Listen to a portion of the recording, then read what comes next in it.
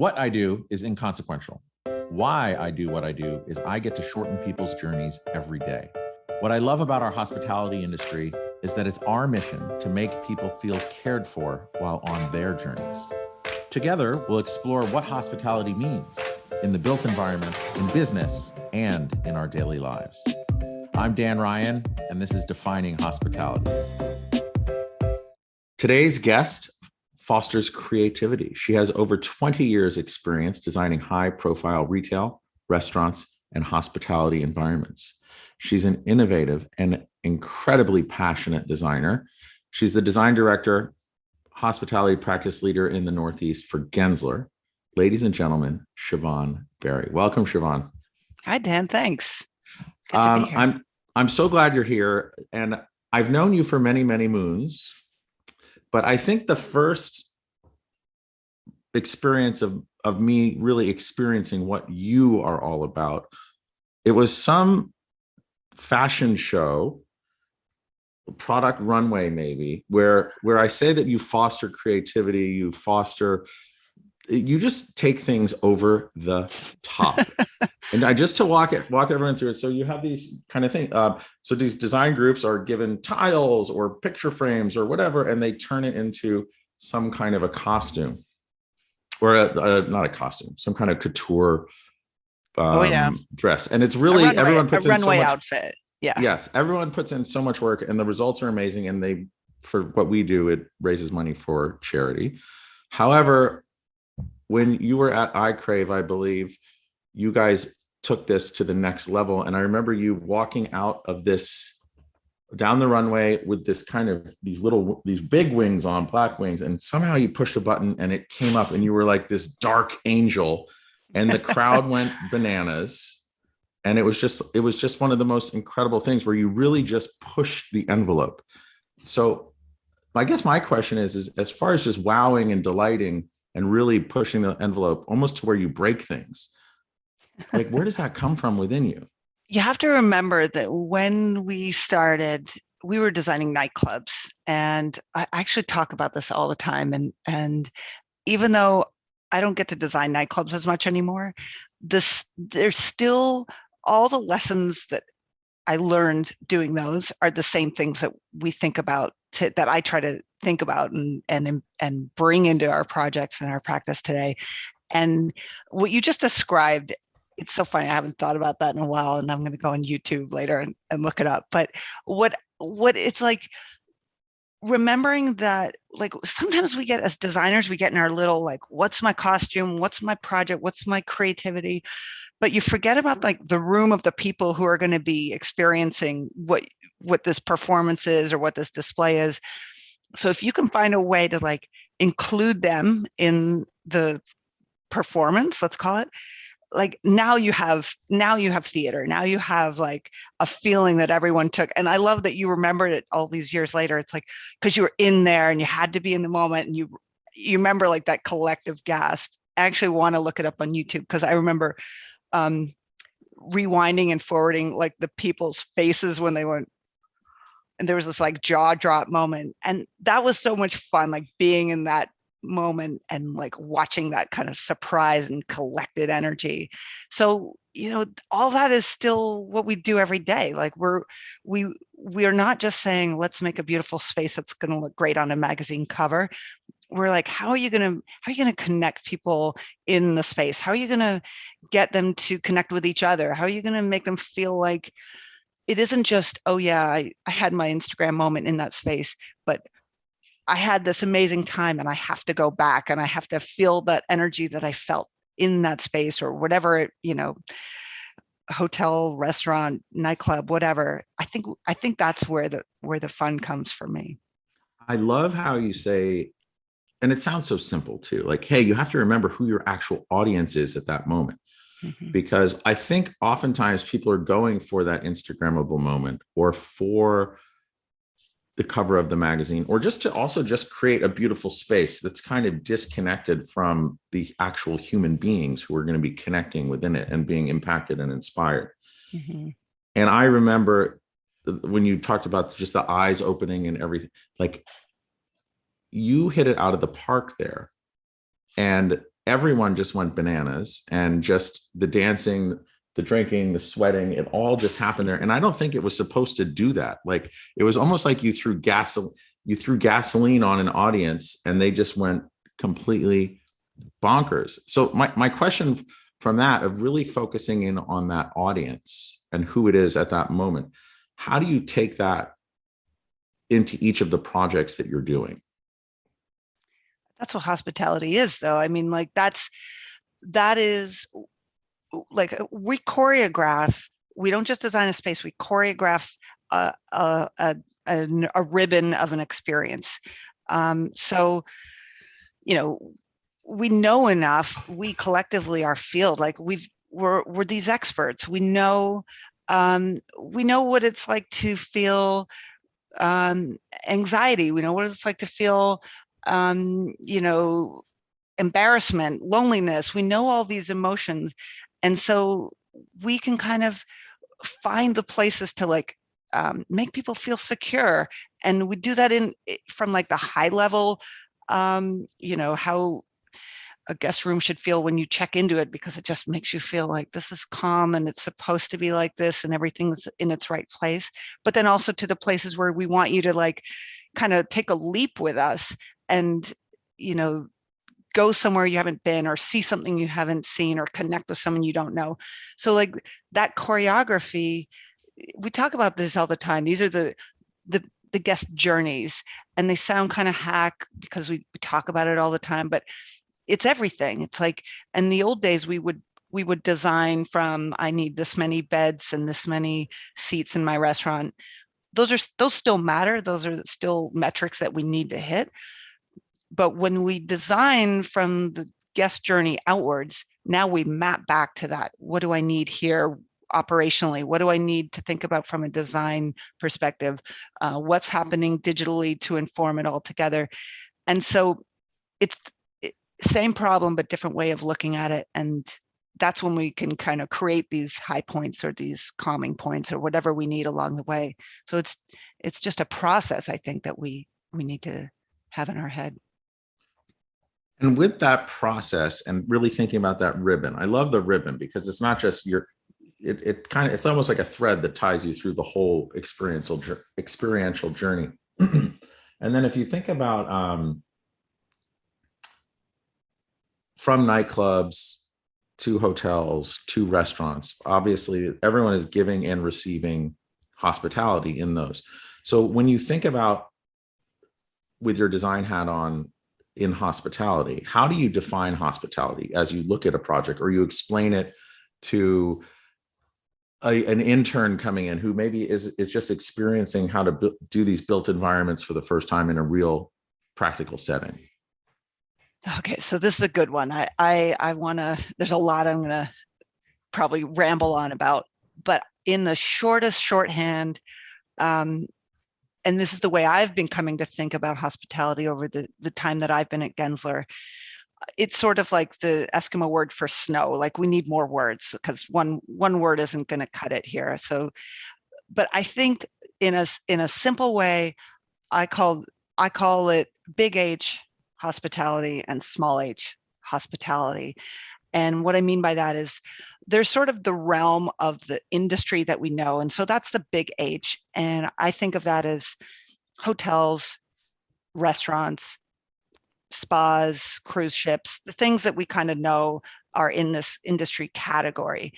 And then there's this small h, which to me is everything else where, or every other arena in which our clients, our customers are expecting a different way of engaging than they have in the past been used to. And so it's like bringing a hospitality thinking into these other spaces. And so that's everything from cancer hospitals to first class lounges to stadiums and everything in between. It could be a train station. We're changing how we see. We used to have these sort of rules about hospitality over here. Everything else is kind of categorized by these different building types. But that's not how we experience the world anymore. Our expectations have changed, and we're seeing it in all the amenities projects that we're, witnessing, especially post-COVID. There's this new opportunity to kind of bring that thinking into just about every aspect of a human experience. So that was a big mouthful, but I think the small H for me, I love them both, but the small H is exciting because it's new and it's it's a surprise, and you definitely feel the kind of newness of a place being reinvented or a place being reimagined through this hospitality lens. And when you think about like I'm hearing you say, okay, the small H is the really exciting one. It's kind of what gets the energy flowing. So, and a few minutes ago when we were talking about the dark angel explosion, right? That it's almost as if, and then you refer to that as, oh, what the Instagrammable moment is. But I feel like that dark angel moment was before the Instagrammable moment. I'm sure all the nightclubs that you were working on in your former life were before the Instagrammable moment. Mm-hmm. How do you, in your mind, how do you move away from that Instagrammable moment to this small H? And how do you kind of reframe that back to what it's meant to be? So it's tricky. And I think, and just to be clear, I also love the big H. I think we're getting, there's so much saturation. There's so much, we know all the hotels that we've never even been to because we've seen them and we've kind of seen everything visually, or we've seen it on social media. Excuse me. So it's a challenge to have people present in a moment and have that connected experience that's really going to go, you had to be there. You could not experience this in any other way except in the space. So, I think the challenge is always the fun part of it. Like, how do you carve out new ways of engaging and surprising? And it might be different than it was 15 years ago. And it might, in our new hybrid world, it might also include people who are present in a digital way that weren't 15 years ago. So the concept is changing, but I do think if you think about the best times you've had, or the best, human experiences and engagement you've had, they weren't digital. They weren't, they probably weren't even fully planned. They were spontaneous, or they had some element of spontaneity with them. And, it's that time, it's like, no one ever has a great time on Valentine's Day or New Year's Eve because the expectations are so kind of linear and expected is the word.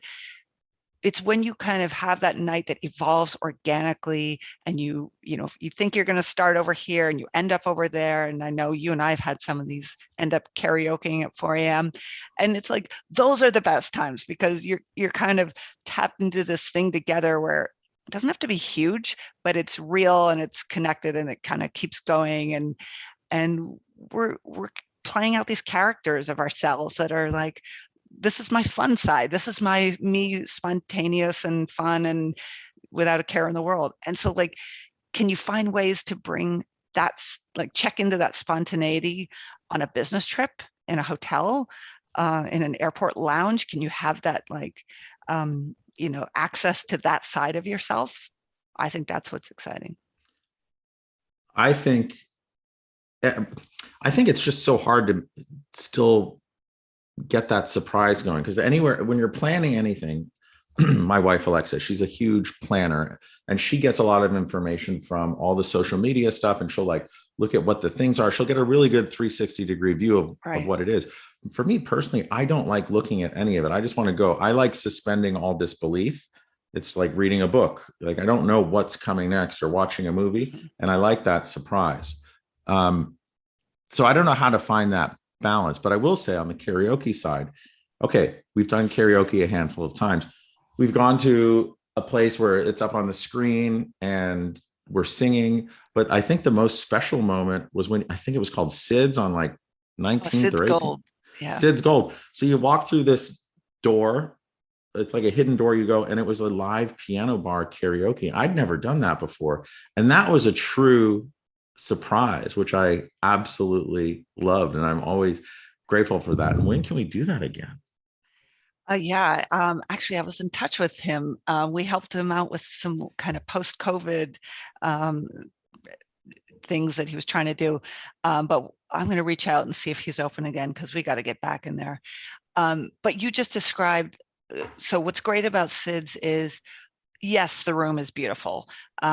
It's scaled to an intimate, this isn't like, typical karaoke rooms. It's got this kind of club lounge VIP room feeling place. It's got a little stage, but when you're up there, you feel supported by the guy on the piano. You don't feel kind of like stranded by yourself in a room full of strangers. So you have that like backup. And no one's staring at the screen with the words on it. They're all looking at you and the piano player. So you get this authentic, like old timey performance feel. And those are all the things like, we as designers, we think about like, okay, what color is it? Where are the lights? What's the, room size? But we have to kind of think about all parts of that. And again, it's the choreography. It's like the whole journey and the like, what's it going to feel like? Yeah. What's your favorite karaoke song? I forget. You have a running, Okay. for those who I don't know, do. Siobhan has a running list on her phone of Okay. songs that are in her range. What are they? I mean, I go from kind of Blondie, Gwen Stefani, pop to my country favorites. Son of a Preacher Man is a great song, Dusty Springfield. Um, I'll throw in some Patsy Cline. Stand by Your Man, that's one of my faves. My husband likes that one. Actually, I think I sang that for a friend at Sid's Gold on his 50th birthday. He wasn't my Ooh. man, but it was I don't know if that's a gift or not, but it was fun. I think it's a tremendous gift. And then for those of you who don't know, the creativity in Siobhan's house is just off the charts. Her husband James is an incredible, I would say, like a mixed media artist, right? He's just been creating some fabulous works of art, and continues to always be creating. You guys are always creating. How did you guys meet? We met working at Calvin Klein, and this was back in the days when Calvin still owned the company, and I was working in-house architecture team doing facilities design of, you know, I was young. It wasn't the most exciting job, but it was doing showrooms or, Calvin's bathroom one day or Barry's shelves in his office. So it was a great starter job. Meanwhile, James, so I was down here on the basement level, James up here on the 10th floor, and literally that kind of says it all. He was doing women's catwalk collection. And, it was like as far away from what I was doing. But we eyed each other up, and um, let's just say Christmas parties are where connections get made. And actually coming up to our to an anniversary of meeting at that Christmas party. So yeah, Oh, well, I I maybe you can get in I touch with just yada Sid. yada yada. By the way, I, over a I, lot of stuff. I love the yada yada yada, but maybe you can get in touch with Sid and see if it's open, and we could have a Oh, Christmas that'd be party awesome. extravaganza. I'm going to do it now. And then also, just for those of you who don't know, my wife is a huge fan of James's art. Well, obviously, so am I. But sometimes I'll do a recording, if you'd see on YouTube, where with a piece of James's art is like over one of my shoulders. I forget which way you're looking. And also, just to throw in a fun nugget about James, we just collaborated actually on a hotel that just opened last week. This is an autograph in Orlando. And James has posted a few shots of it, but we collaborated on an art piece in the restaurant of the hotel. So this is the Swan Reserve, and in the dining room, there's a room full of handmade plates. And actually, my sister made the plates. James did the artwork on the plates. And it's there and it's open and it looks amazing. And so that was kind of like our creative family coming together. I always joke, not joke. We have no lawyers, we have no dentists, we have no like useful people in our family, but we have photographers and artists and pottery designers and everything in between. So, you know, I would say that's more useful because it's continual inspiration and capturing and reimagining of inspiration. yeah, we're like a little Bloomsbury set, but for the new world. Um, when you said you did Calvin Klein's bathroom, I never knew that. It like literally Calvin's bathroom Well, just or the in his office. office. Yeah, everything So was his in the private office. CEO bathroom. Yeah. What was the coolest thing about that? Oh, Dan, there's nothing cool about that. It everything back then, this was the 90s, everything had to be black or white. We had to wear black every day. And if you received flowers at your desk, like someone sent you flowers, if they weren't white, you had to keep them wrapped up in tissue until you could like take them home. Um, Did James because follow that protocol? no, designers, remember, he was on the 10th floor. They could wear like a garbage bag. Nobody would care. And he was always in army fatigues. And, that's probably why he stuck out, because I would be like, who's that guy? So Calvin's bathroom probably had white tile and black laminate. It wasn't fancy, but Okay, so then the question is, how do you go from Calvin Klein? Did you go from there to iCrave and meeting up with Lionel, or did you know Lionel from the old country? Like, how did that whole I did know Lionel from the old country. Lionel and I went to University of Waterloo together. And so I think I met him on my first week at school. He was a couple years ahead of me. And we were always in touch. When I graduated and I moved down to New York, I actually freelanced for him on the side while he had some gigs going on. And this was like going way back, doing a little bit of retail stuff. I ended up at Calvin. From there, I went into residential, and then retail. I mean, I hopped around a bit. I think it takes a while to really figure out like where your realm is. But when Lionel started iCrave, this was right after 9/11. We, I was working in this retail company. All our projects had kind of come to a grinding halt right after 9/11. in New York City? In New York, and we were doing Prada, we were doing Cerruti, we were doing all these like Madison Avenue, very beautifully detailed high-end places. They all kind of came to a halt, or at least a big pause. And James had started a fashion show, a fashion line, literally September 10th. So it was like a collision of things kind of happened. And actually, now that I say that, I think some of the biggest kind of turning points in my career have been these like weird collisions of time and events happening at a given point. And at that one, Lionel came over to see the James. We had this kind of post 9/11, well, we've rented the showroom, bring our friends in to see the clothes, and then who knows what's going to happen next. And Lionel said, I'm starting a business, come join me. We have a nightclub project.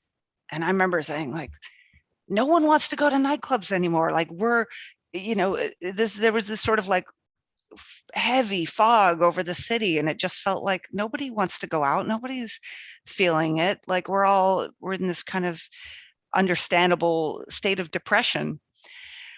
But there was this kind of moment, almost like you can hold back the crowd, you can hold back the gates, but at a certain point there's going to be this pent up energy and demand to like get out and celebrate again. And we wondered if that could ever happen again, and of course it did. And the timing was sort of like releasing the gates, and everyone just kind of like bat out of hell wanted to get out again. And so for the next few years, it was just design, build, nightclubs, go. And it was insane, but it was so different from what I had been doing before, like beautiful little details and polished chrome and walnut edging and like all that, to 4 weeks, go get this place open, lights, furniture, concept, 4 weeks? I remember one place that we did called Dorsia. The owner, we were design building, so we never did any, we only did the sketches we needed to tell our vendors what to build. So it would be like, we'd be standing there drawing a little section saying, okay, here's what color the cushions are going to be. And I just remember like painting stripes on a DJ booth like 2 hours before the first guests were coming in. Like it was theater. It was just, get it up and running for this Halloween party, and do whatever you need to do. Oftentimes, we spend oftentimes years working on projects, right? So me on the furniture side, it could be years. For you, it's probably even longer, from concept to documentation through construction administration, and then the opening. Yeah. If you go back, or so sometimes when I'm working on a project for so long, then I'm like, okay, yeah, this is great, hooray.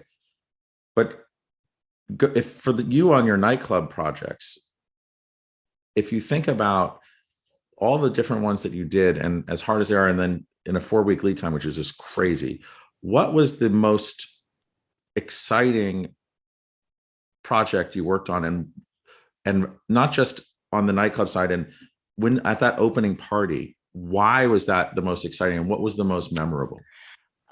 God, I don't know if I could say which one was my favorite, although Crowbar was pretty epic. Mm-hmm. Because that was so big, and there was that era of the big super clubs, and this was as big as it got, and it had so many different rooms and different experiences within it, and multiple DJs. When your work life is kind of part of your life to the point where, I mean, we're working 7 days a week and just constantly. But when you crescendo to the opening, and the opening is the party, so your deadlines are now a party. Like, that's a great feeling, because it's like every time you have a deadline, there's this massive celebration. That was good. I had to adjust my expectations as I got into other arenas. It's like, oh, there's not always going to be fireworks and DJs when you finish your deadline. Yeah, because oftentimes we work all so hard on these hotel projects, and there is an opening party. It's fun. Yeah. But it's very restrained. I feel as if a nightclub opening party is just kind of off the rails, just insane explosion. Going back to that Dark Angel explosion kind of thing. Yeah. Well, I'm going to come out of this with like hashtag Dark Angel going off, but yeah, it's the best. And I think, we still, and I say we design leaders need to do that and remind ourselves like that the younger designers we work with haven't always had that experience, or haven't had that experience. And so it's sort of like we need to bring hospitality thinking also into our own work rhythms and schedules, and remember to celebrate a little bit. Tonight I'm hosting my team here to thank them for just an amazing year. It's sort of a what I wanted to be a tradition, and it couldn't start last year, and now I hope will be an ongoing tradition to cook dinner for them and host them in my home. So it's not the same as a nightclub. There will not be a Dark Angel performance, but I hope it'll be fun. I'm texting with James. I've sent him an outfit. He's gonna jump out of a trunk. Gonna whip it up. Oh, he's the Dark Angel. Okay. Yeah. That's no, you fitting. are. But maybe we just figured out your Marvel or DC, whichever universe you like better. That's your comic book hero, Dark Angel. I'll go with that. Okay, good. So I've heard you say the word celebrate a couple of times. The first time you said celebrate, actually, I think it was the second time, it was talking about opening nightclubs after September 11th. Like you're saying, oh, no one really wanted to go out and celebrate. We're working on these. It might be too soon. And then there was this flood of this. Basically, it was that late 90s, early 2000s was kind of like a renaissance for nightclub and nightlife in New York City. Fast forward from your time at iCrave to the projects and the types of things that you're working on at Gensler now, and thinking about COVID and people traveling and you working on all these fabulous projects at Gensler, what are the similarities you're seeing between that moment after September 11th and celebration and right now with all these projects and owners and developers that you're working on, and the feeling of too soon or let's just go and celebrate? What are you seeing at Gensler? I always, it's sort of like, the longer my career, that I have a career, the more times I hear, something's dead or something's over or something is like, no one's ever going to do that thing again. Like we heard it before, we're back at that cycle. And I think if we've all seen this, like never count out this need of people to connect in real life and celebrate. I also actually have an Airbnb, and it's funny because I saw firsthand people needed a place to get together with their family and celebrate the smallest things, the birthday, the baby being born, the grandparents' 80th birthday, whatever it was. There's no kind of, global pandemic that's ever going to be able to suppress that need. And so as we kind of get back to life and get back to normal, whatever normal is, these are the things that are leading, like these groups, these connections, and especially in the resort and especially in the leisure market. And it's interesting, like the opening of the Autograph is like so perfectly timed to Disney's 50th anniversary, and this kind of like, I'm talking about celebration, like they were designed for celebration. The hotel was actually positioned to see fireworks from different angles, and the rooms were designed to be able to host, there's large tables in the suites, they're kind of built in for these like, celebrations at this very like small scale, but in a big setting or with other people around. So I've completely lost sense of the question, but I feel like celebration is, it's what we do to kind of get through all the tough parts. We have to have that. We need like the places and the support and the hospitality to let those things happen. And I think it was maybe Mark Twain who said that history may not repeat itself, but it definitely rhymes. So it does. The real part of what I was really trying to get to was, okay, so too soon, nightclubs, but now on the hotel side and all that stuff that you're talking about at Disney, how is it rhyming? The holdback from shortly after September 11th to where we are now. Just, I think that we need to get together physically. Okay, we've established that we can't be away from our friends and families without losing our minds, because they're how we get through all the tough stuff. So there's the physical need. There's just, how is it rhyming? I think there's also this kind of like, the longer you hold something back, the more urgent it's going to feel. And, the return to travel, the return to air travel. I don't know if you've been on a plane lately, but it's like everyone is back. Everyone is doubling up on the travel this season, especially. I mean, so I think those are the kind of, the just basic human things that we need. It's not the same, we're not like, there's still all these things where we have to reinvent, we have to figure out, and people want it on their own terms in a way that we're not, that is new, I think. So what does that mean? When I travel for an event, I want the private chef, I want the customized program, I want the, I hate to use the word curated, but like there's this sort of build it for me aspect to how people are. I'm saying this about group and leisure travel. So it's a little bit different, but I think that that's also kind of where we are. That's different from where it was in 2001. You said something just now as a build it for me, speaking about, hey, let's all get out and do this stuff. But it also made me think about Siobhan says she has an Airbnb in passing, but it's not in passing. Like where you are sitting right now is a brownstone in Brooklyn that you Yep. basically gut renovated. You basically, were you swinging sledgehammers yourself? Only a little bit, only just for demo. That's like the photo op, but we didn't Right. really. By the way, I just Okay. noticed that door. I gotta close that later, It's but beautiful. I heard someone really interesting say the types of projects on the design side that they work on, while they appreciate the small developer whose dream it's been to build a hotel and they put their whole life savings into that hotel, they love the passion, but that's not their client, right? They want to work with the people, the larger developers where they're really putting some big money and executing a vision so that it's almost, there's a level of almost impersonality, but it's still important. Um, as you go from working from your retail slash nightclub experience to the types of projects right now, like who is your ideal client or clients at Gensler? Like if you could describe them.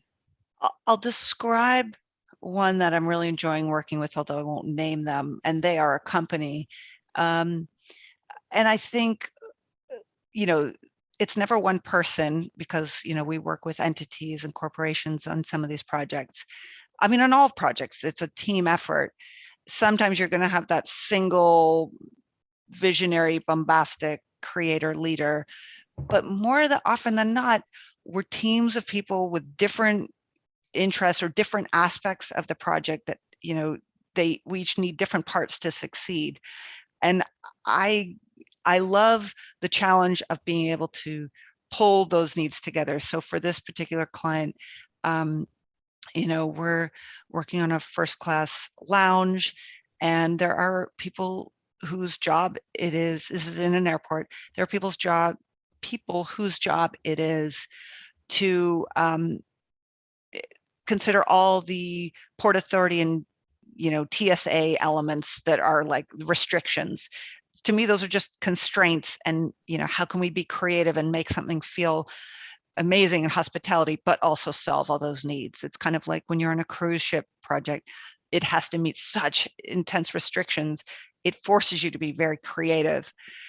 So we have that aspect of it. Then we have the operational challenge of what it means to actually run one of these places. And what are this isn't a Manhattan project. This is a airport project. So we have to think about it from a completely different way in terms of what will the food and the beverage program be like? Can it be as good? Can we get it to this place that it's going to, have the same level of quality and expectation that we would at let's say a landside project? And so they have teams of hospitality people, and they come in with their incredible expertise. And then we have, the money people who need to make sure that this is all going to fit a budget.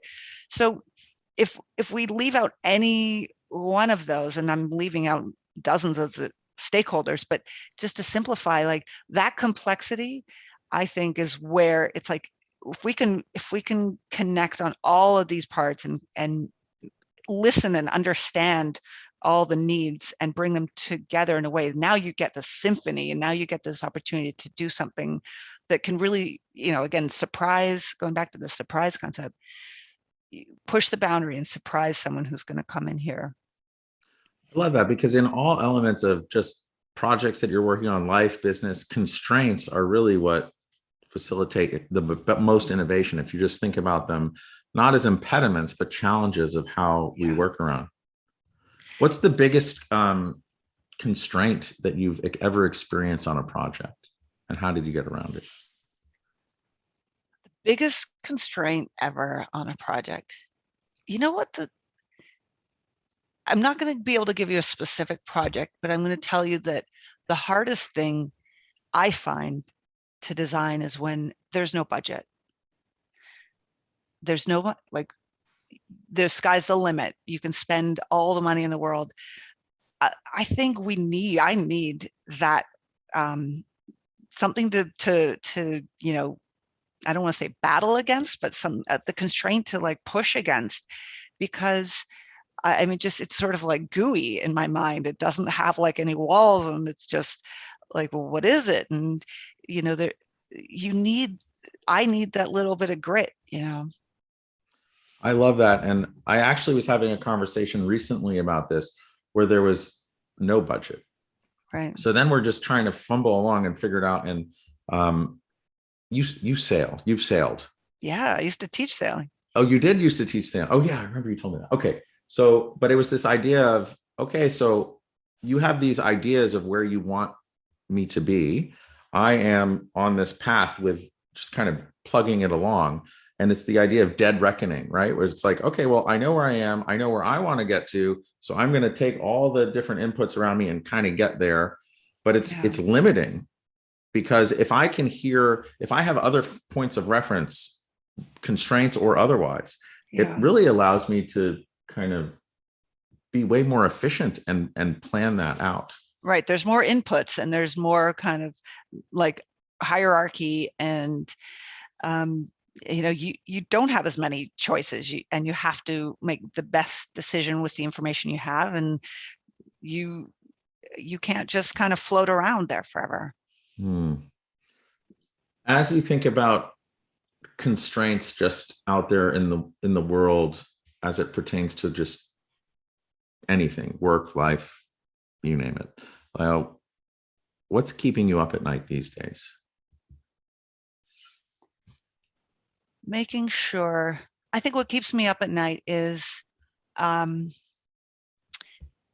we've come out of a time of where we were all just kind of struggling to stay afloat during COVID, making sure we, were keeping the workflow coming in, and that we had, literally enough to do to keep going. And we got through that. And now we're in this time of like change and growth. And we have an incredibly loyal and talented team. And, I think about like, are they challenged enough but not over challenged? Do they have the support as we grow? Are they still feeling the growth opportunities? Because the talent's everything, and we need them to stay motivated, stay inspired, keep growing, and help us kind of reinvent this or invent this next phase that we're going through. I guess that's partly why I'm having them for dinner tonight. Yeah. Connect. Yeah. I mean, that's the best way to, I find, really connect, is have people over into your home, into your life. It's amazing. And, you say, and thinking about who's going to be there and how you're going to be delivering hospitality to them. And then you saying talent is everything. There's this whole thing going on where we're in this hiring crisis, blah, blah, blah. But how do you find and recruit the best talent? There are things we can teach someone, and there are things we can't. So if you are young and inexperienced, but you're curious and you are interested in seeing the world, and if you are passionate about something creative, whether it's, baking cakes or hand drawing or whatever it is, we can't teach that. I can't teach someone that. The other stuff is hard skills, and we can teach that. And, it helps if you have some experience, but I think mostly it's like, make sure these are the people who want to be there and want to learn and want to grow. And, they don't just see this as a job. They see this as an opportunity we get to do hospitality, right? Like, who wouldn't want to do this? It's fun, but it comes with a lot of challenges, and the time and the pressures. We all know this. It's there. You guys see it. So I think it's really about, would this person want to grow and learn and contribute in that way? Yeah, I love that. It's almost higher, and I hear this a lot, higher for culture. And the culture in this case is who's curious, who wants their curiosity quenched. because right, then you can teach the hard skills on anything. right. And ultimately, I want them to teach me. I don't know everything, and I don't want to become kind of in this stasis of I think I've seen it all, done it all. Surprise me, show me something.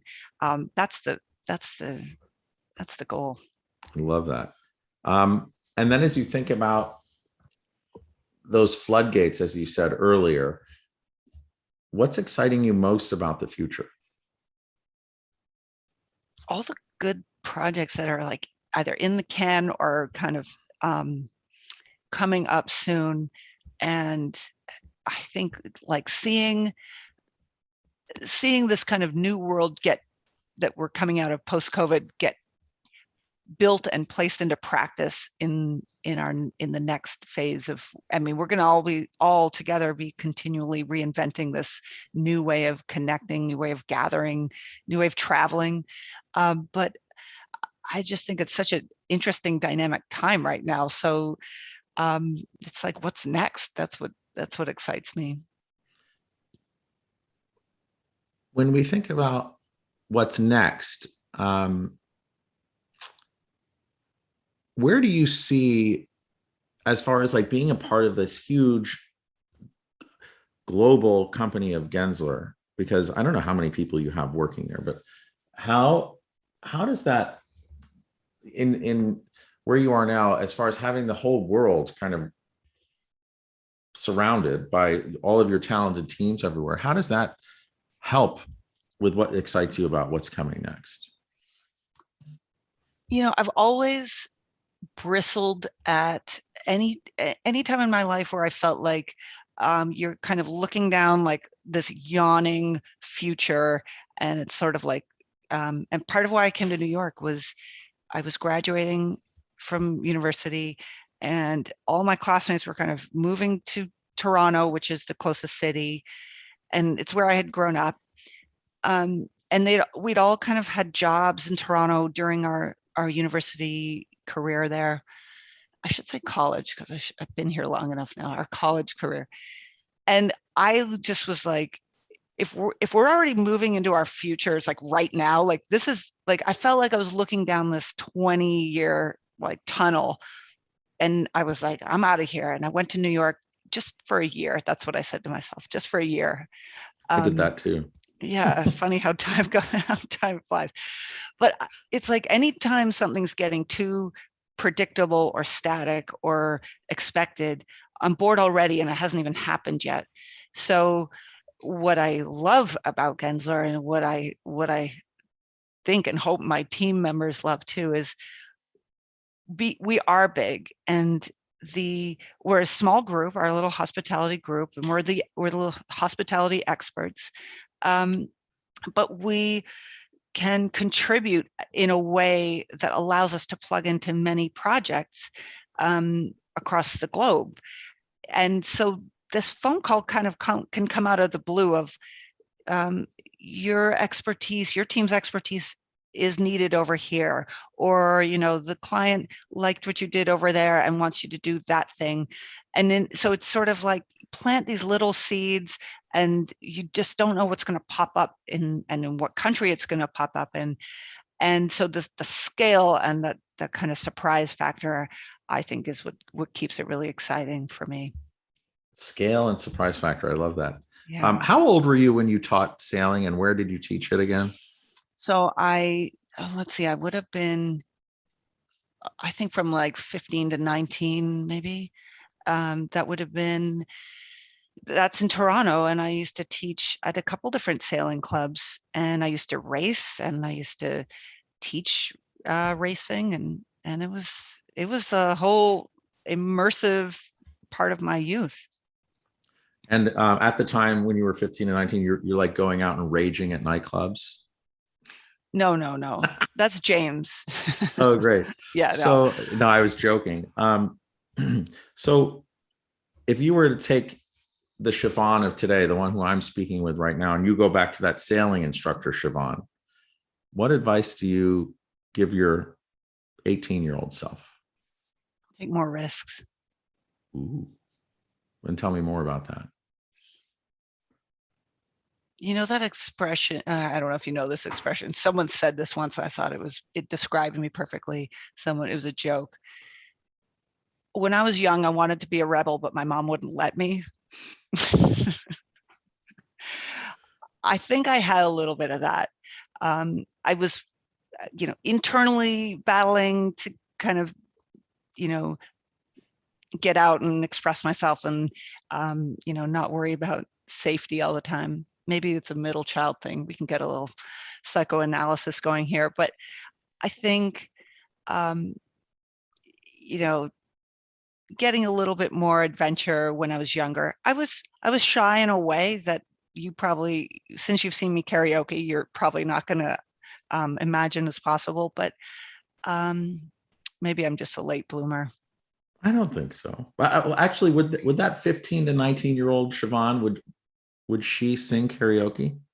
No, Not even a remote. no, no, no, no. Wow. But you are putting yourself out there and teaching other groups of kids to sail, right? Some that might Yeah, freak other I people out, think. leading groups. Well, maybe actually that's what helped me start to come out of it was I remember feeling terrified for that first day of like these kids are going to be looking at me and I knew I liked sailing and I knew I needed a summer job, but then there was the terror buildup of like people are going to be looking at me and I need to know what I'm supposed to say, which kind of happens now every single day of my life. I need to figure out what the hell I'm going to say. Someone's looking at me. Um, and so I guess that was where I started to be comfortable in that role. Now that you mention it, God, I haven't thought about that time in so many years. But yeah, I think that's probably it's probably a confidence builder and also a way to start to connect with people. And I've been where they were, so I knew, what they're afraid of or what they're scared of or feeling or, so if you can empathize and connect and then start from that, I think it's the same I as learned to design. sail as a kid, and I didn't do it as not to the level that you were at all. But what I loved about a sailboat and charts and navigation is it's like a little laboratory to learn so much about everything from just physics to trigonometry to aerodynamics to hydrodynamics to just survival skills. Yeah. It's an amazing laboratory. What do you think sailing taught you the most of? God, this is great.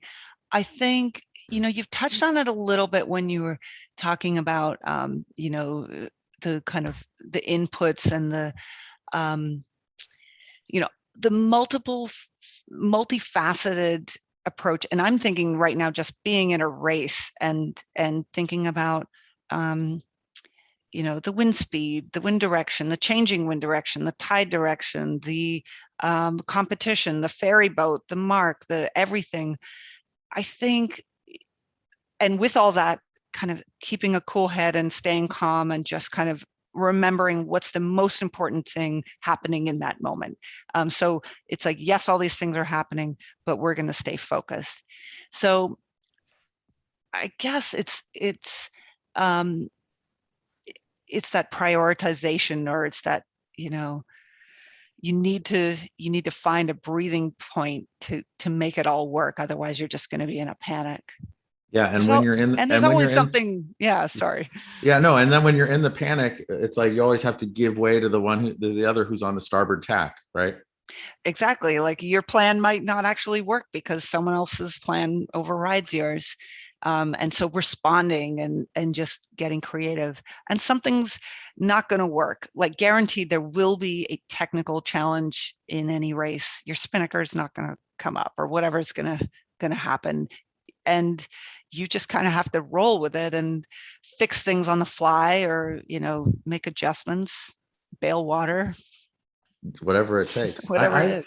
I love sailing. I got to sail more. It's like I don't do it nearly enough, and I want to get my kids involved in it. And thank you for making me remember why I love sailing so much. It's really like for me, it was the best way to learn even just math, like actually getting out there and sailing and learning how to chart. Vectors.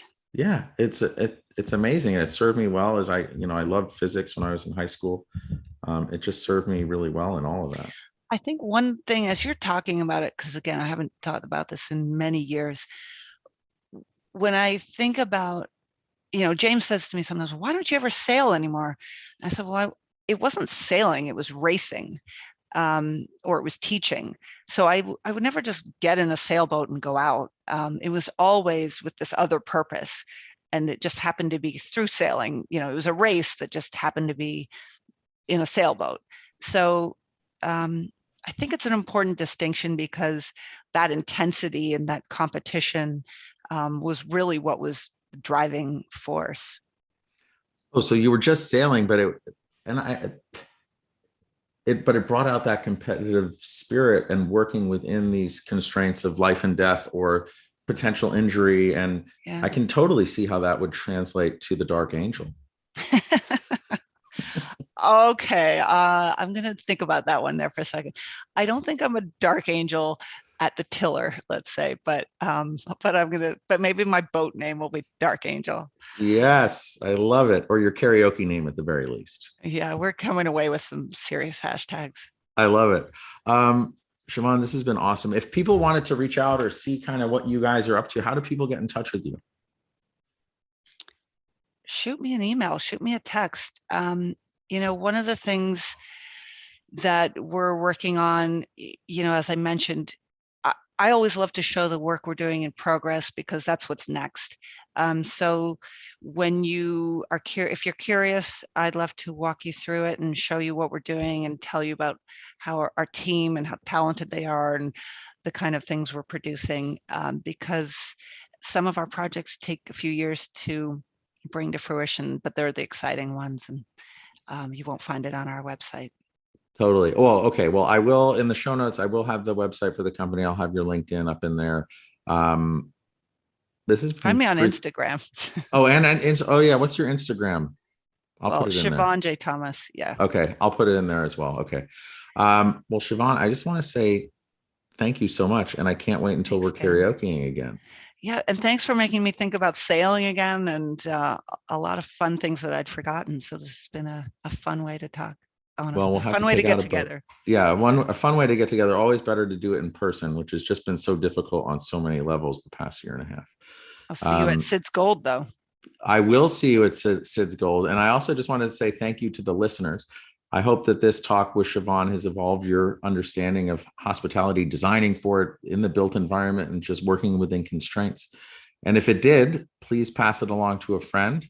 Thank you, everyone, so much. We'll see you next time.